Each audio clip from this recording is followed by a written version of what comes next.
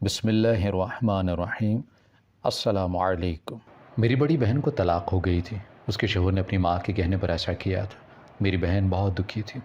जब एक दिन घर से बाहर चली गई, वापस आई तो हाथों में बहुत सारी मिर्चें थी। अब वो रोज़ एक मिर्ची को जलाकर मिट्टी में दबा दी थी। ऐसा करते सिर्फ 3 दिन हुए थे जब उसकी सास उसके पाँव में गिर गई और साथ चलने का कहने लगी, लेकिन अब तो तलाक़ हो चुकी थी। अम्मा ने उन्हें वापस भेज दिया। कुछ दिन बाद ही मेरी बहन ने बताया कि वो अपनी पसंद से आज ही शादी करना चाहती हैं। अम्मा ने उसकी बात मान ली, लेकिन जान निकल गई जब दूल्हे की जगह उसकी साबका सास कबूल है। मेरा नाम अलीज़े है। मेरा ताल्लुक़ बहावलपुर से है। हम 4 बहन भाई हैं। मेरे वालिदैन की शादी के 10 साल बाद औलाद की खुशी नसीब हुई थी, इसलिए भी बड़ी वजह थी। हम बहन भाई सारे ख़ानदान के लाडले बच्चे थे। मेरी दादी हमें देख कर जीती थी और फिर मेरे वालिद अपनी वालिदा के वो बेटे थे जिन्होंने अपनी माँ का हर हुक्म माना था। मेरी दादी ने मेरे चचा की शादी अपनी भांजी से तय कर दी थी, लेकिन मेरे चचा बार बार कह चुके थे कि वो ये शादी नहीं कर सकते। मेरी दादी ने मेरे चचा को बहुत समझाया, लेकिन वो बाज़िद थे। उन्हें अभी शादी करनी ही नहीं है। लेकिन दादी ने कहा कि वो अपनी यतीम भांजी के साथ जुल्म होने नहीं देंगे, जिसकी मंगनी बचपन ही से मेरे चचा के साथ तय थी। मेरे वालिद उन दिनों सऊदीया में थे। उनका वहाँ पे अच्छा कारोबार था। उन्हीं दिनों पता चला कि मेरे चचा को कारोबार में फ़्रॉड हुआ है और सब कुछ लुट गया है। मेरी दादी ने मेरे वालिद से कहा कि जल्द अज़ जल्द पाकिस्तान वापस आओ, हमें तुम्हारी ज़रूरत है। मेरे वालिद ने कुछ दिन बाद जब पाकिस्तान आए तो एक और ख़बर उनके मुंतज़र थी। मेरे चचा ने शादी कर ली थी। मेरी दादी ने झूठ बोल के मेरे वालिद को पाकिस्तान बुलवाया था। मेरे वालिद से कहा गया कि वो मेरी दादी की भांजी से शादी कर ले। मेरे वालिद मजबूर थे। माँ की हुक्म अदूली का कभी सोचा तक नहीं था, और फिर शादी तो करनी ही थी। किसी से भी कर देती, क्या फ़र्क पड़ता है। यही सोच के मेरे वालिद ने अपनी माँ की बात मान ली और मेरी दादी की भांजी यानी मेरी वालिदा दुल्हन बन के इस घर में आ गई। मेरी वालिदा एक पढ़ी लिखी और सुलझे इखलाक़ी ख़ातून थी। मेरी वालिदा ने आते ही घर की ज़िम्मेदारियाँ संभाल ली थी। यही बात मेरी चची को पसंद नहीं थी। उन्हें लगता था कि मेरी वालिदा उन्हें ये साबित करवाना चाहती हैं कि घर उनका है क्योंकि वो ख़ानदान से हैं, और मेरा इस घर पे कोई हक़ नहीं क्योंकि मैं ख़ानदान से बाहर की हूँ। इसीलिए मुझे पूछ के कोई काम नहीं किया जाता। अब मेरी चची मेरे चचा से भी यही कहती कि उन्हें कुछ समझा ही नहीं जाता, सब कुछ बड़े भाई और भाभी का है। हम तो दूध से बाल की तरह बाहर निकाल दिए जाते हैं। मेरे चचा एक कान से सुनते और दूसरे से निकाल देते। वो कहते कि ये औरतों की सियासत है, मुझे इससे दूर रखो। मेरी चची ने मेरे चचा से भी लड़ना शुरू कर दिया कि तुम्हारी भाभी तो तुम्हारी मंगेतर भी रही बहुत सालों से, इसी वजह से तुम्हें अब उससे हमदर्दी है। तुम्हें लगता है कि सारा कसूर मेरा होता है, तुम तो अब पछता रहे हो। मेरे चचा ने मेरी चची के मुंह पर थप्पड़ दे मारा। मेरी चची ने सारा घर इकट्ठा कर लिया और मेरी दादी से रोते हुए कहा कि ये औरत मेरे शौहर की ज़िंदगी से निकल तो गई है, लेकिन इसने अभी तक मेरे शौहर का पीछा नहीं छोड़ा। आज भी इसकी वजह से मेरे शौहर ने मुझे मारा है। मेरी दादी ने मेरे चचा की तरफ देखा और बोली कि अब करो बात। मैं ना कहती थी कि ख़ानदान देख के शादी करना, नस्लें अपनी असलियत दिखा देती हैं। तुम कचरे पर गिर गए और आज देखो अपने ही कपड़े गंदे किए खड़े हो। अगर किसी अच्छे ख़ानदान की होती तो ये बात करने से पहले 100 बार सोचती, और समझदार होती तो ये बात अपने कमरे तक रखती।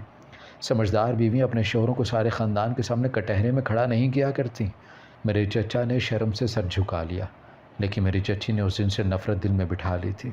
उन्हें यह ताना ऐसा लगा कि वो बोल नहीं सकी। उसके बाद वो चचा से कभी नहीं लड़ी, लेकिन दादी और बाकी घर वालों से दूर रहा करती। ऐसे ही वक्त गुजरता गया। मेरे चचा के घर औलाद हो गई थी। उनके 2 बेटे थे, एक बेटी थी। मेरे वालिद की शादी को 10 साल हो गए थे और अभी तक औलाद नहीं थी। मेरे वालिद मेरी वालिदा को लेके अच्छे से अच्छे डॉक्टर के पास गए। जिस किसी पीर का किसी ने बताया वहाँ दम करवाने वाले भी गए, और फिर अल्लाह ने सुन ली और मेरी बहन पैदा हुई। उसके बाद मैं, और हम 2 बहनों के बाद मेरे दोनों भाई। मुझे आज भी याद है कि मेरी दादी उस वक्त बहुत बीमार थी, लेकिन फिर भी मेरे छोटे भाई की पैदाइश के वक्त बहुत धूमधाम से अकीक़ा करवाया, सारे ख़ानदान को बुलवाया। मेरी वालिदा बताती हैं कि उस पर भी मेरी चची को एतराज़ था कि उनके बेटों की पैदाइश पे तो किसी ने उन्हें मुबारकबाद भी नहीं दी थी। मेरी बहन और मैं स्कूल में थे जब वो दिन हमारी ज़िंदगी में आया जो हमारी ज़िंदगी की खुशियाँ छीन कर ले गया। मेरे वालिद इस दुनिया से चले गए थे। ये एक ऐसा सदमा था जिसने इस घर की बुनियादें हिला दी थी। इस घर के मकीन हंसना भूल गए थे। अब सारा कारोबार मेरे चचा के हाथ में था। وہ جو ہمارا حصہ ہوتا ہر مہینے کی پہلی تاریخ کو ہمیں گھر پہنچا دیتے اور ساتھ یہ بھی سنا دیتے کہ آپ لوگوں کی تو موجیں ہیں، گھر بیٹھے اتنا پیسہ آ رہا ہے، میں تو صرف سنبھالنے والوں میں ہی سے ہوں، کیونکہ کاروبار میں 80% میرے والد کا تھا۔ میرے چچا کو یہی بات ہضم نہیں ہوتی تھی۔ میری دادی بہت بیمار رہنے لگی تھی، میرے والد کی وفات کے بعد دکھ سے ان کی کمر ٹوٹ گئی تھی۔ انہوں نے اس بات کو دل پہ لگا لیا تھا اور پھر ایک صبح جب انہیں سن کے کمرے میں ناشتہ دینے گئی تو پتہ چلا کہ اس جسم میں تو جنبش باقی نہیں بچی تھی۔ اس گھر سے ایک اور میت اٹھی تھی اور اس کے ساتھ ہی ایک بری خبر اور تھی۔ میرے چچا نے سارے خاندان کے سامنے بتایا کہ مرنے سے کچھ دن پہلے ہی میری دادی نے یہ گھر میرے چچا کے نام کر دیا تھا۔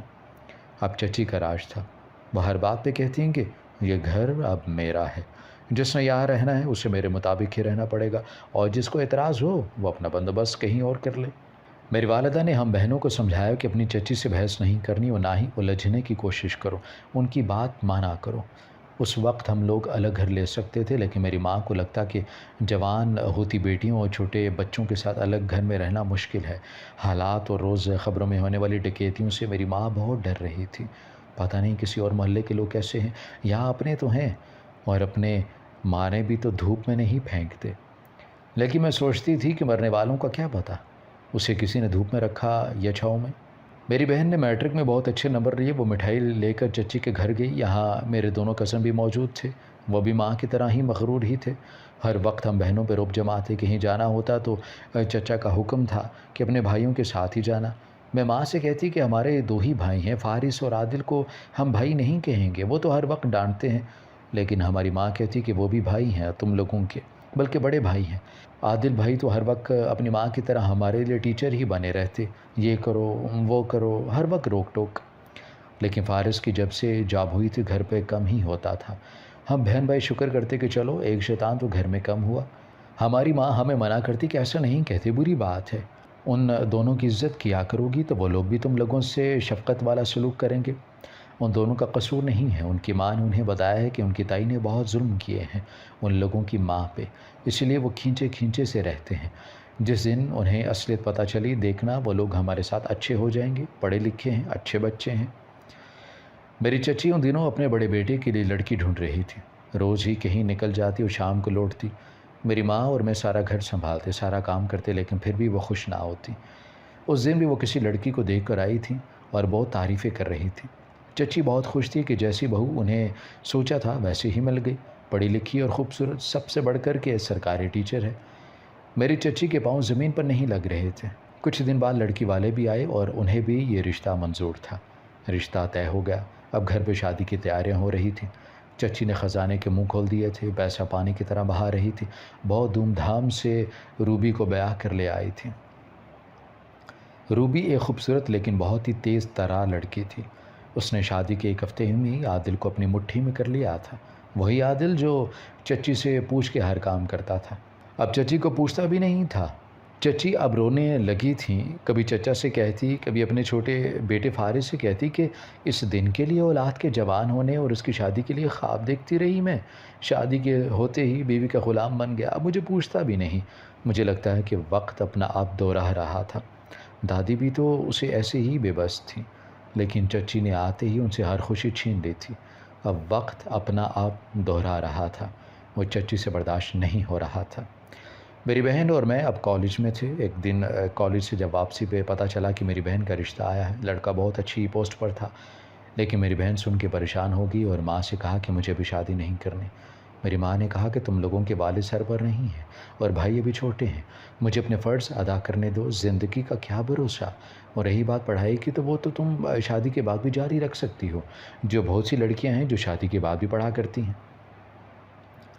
رشتہ ہو گیا، لڑکے کی والدہ بیمار رہتی تھیں، ایک ہی بیٹا تھا اور وہ چاہتی تھیں کہ شادی جلدی ہو جائے اور وہ اپنے بیٹے کی خوشی دیکھ سکے، اسی لیے ان لوگوں نے شادی کی جلدی مچا رکھی تھی۔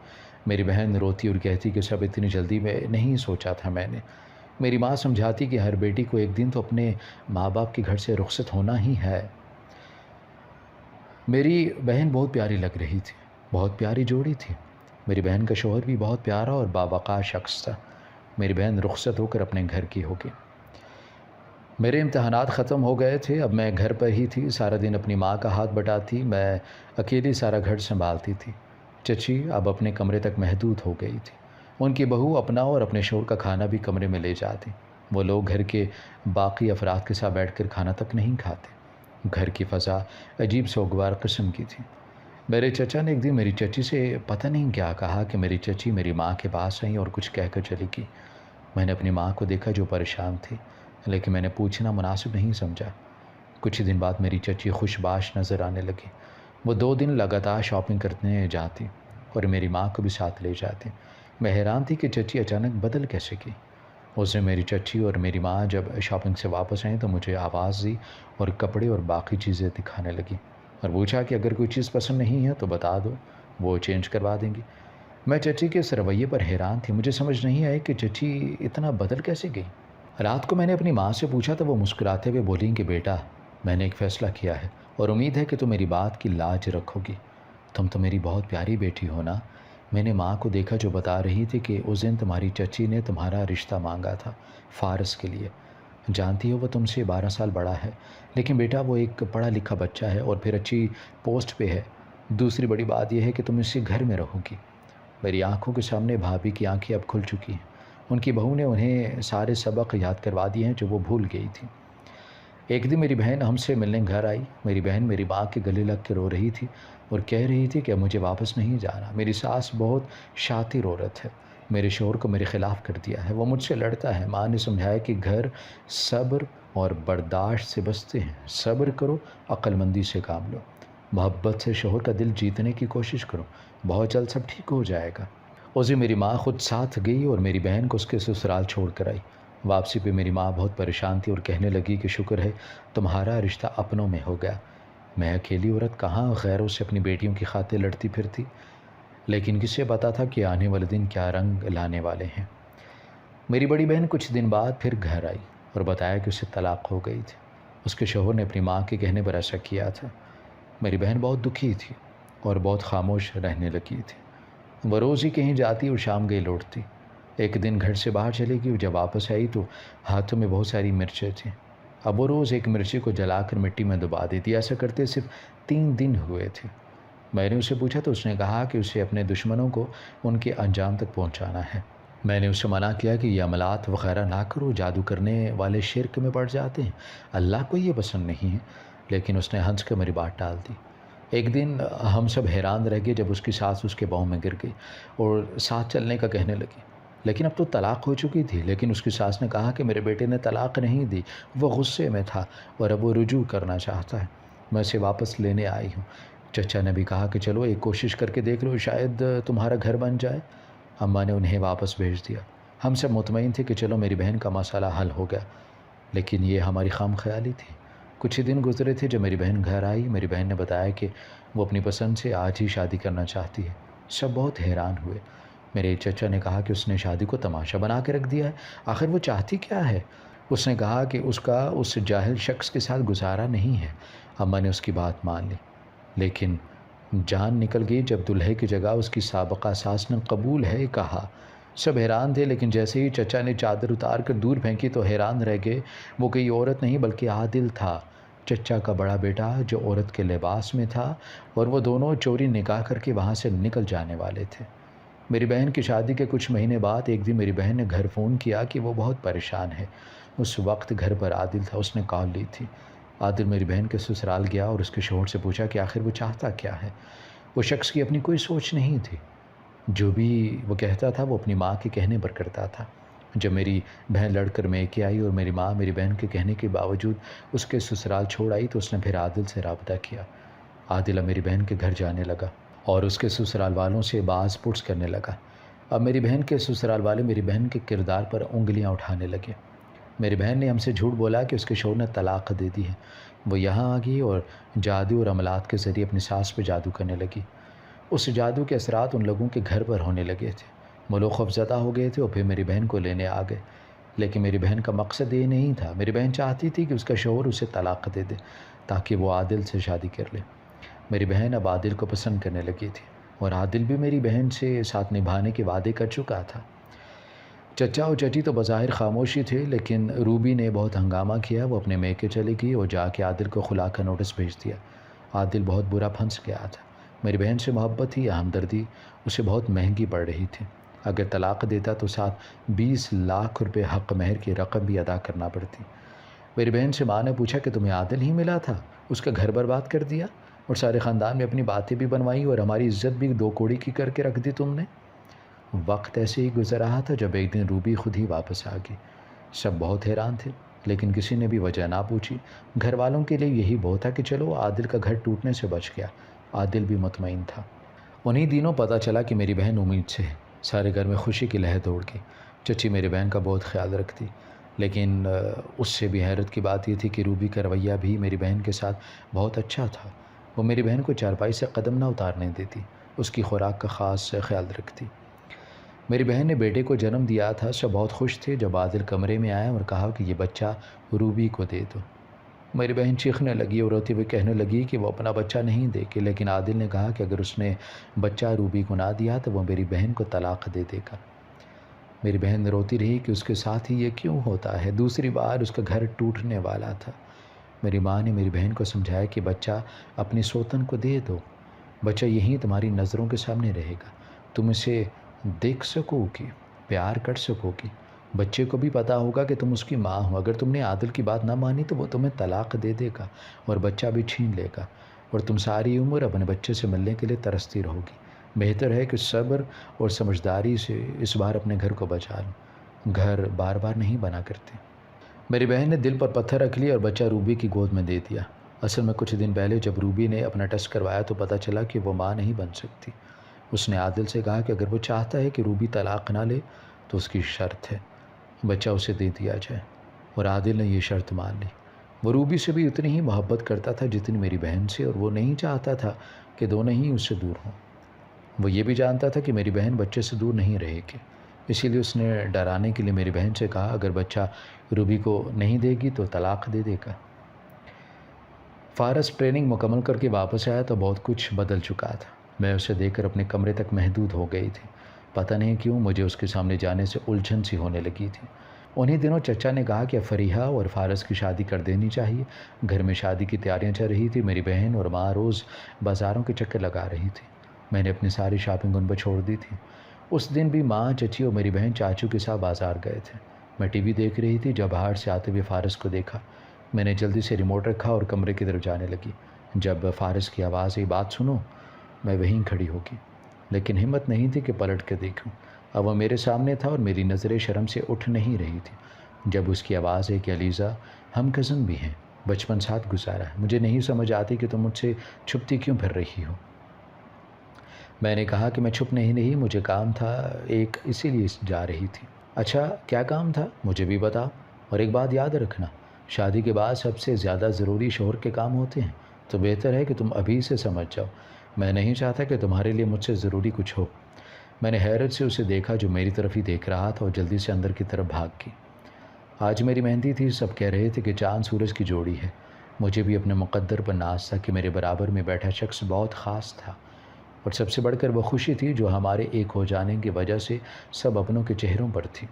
تبھی میری بہن اپنے بیٹے کو میری گود میں دیکھی۔ وہ بہت تنگ کر رہا تھا، وہ مجھ سے اٹیچ تھا، اور پھر روبی نے کبھی اسے منع نہیں کیا تھا اور نہ کبھی ہم سے کہا تھا کہ بچے سے نہیں ملنا۔ بچے نے کچھ دیر بعد ہی رونا سٹارٹ کر دیا تھا۔ فارس نے مجھے دیکھا، میں اسے چپ کروانے کے چکر میں ہلکان ہو رہی تھی، جب اس نے آگے بڑھ کر اسے مجھ سے لے لیا اور بولا کہ کام تھوڑا مشکل ہے، لیکن چلو تجربہ ہی صحیح۔ مجھے جب اس کی سمجھ آئی تو گھور کے اسے دیکھا جو میری طرف دیکھ کر ہنس رہا تھا۔ میری ماں نے میری خوشیوں کی دعا کی۔ آج میری خوشیوں کو دیکھ کے اور زندگی اتنی آسودہ دیکھ کر میں سوچتی ہوں کہ یہ سب میری ماں کی دعائیں ہیں۔ آج ہم واپس گھر جا رہے ہیں۔ ایک ماہ سے شمالی علاقہ جات کی سیر کے لیے نکلے تھے۔ فارس کی صورت میں مجھے اللہ کی بہت بڑی نعمت ملی ہے، میں بہت شکر کرتی ہوں۔ زندگی میں پریشانیاں آتی رہتی ہیں، لیکن اچھے دنوں کی امید کبھی نہیں چھوڑنی چاہیے۔ ہماری ویڈیو اگر آپ کو پسند آئی ہے تو ضرور لائک کیجیے، اپنی رائے دینا چاہیں تو کمنٹس کیجیے، اچھی لگے تو شیئر کیجیے۔ اس کے ساتھ ساتھ اگر آپ نے ہمارا چینل سبسکرائب نہیں کیا تو ضرور کیجیے، اور بیل آئیکن پر لازمی کلک کیجیے تاکہ ہماری ہر آنے والی ویڈیو آپ تک بر وقت پہنچ سکے۔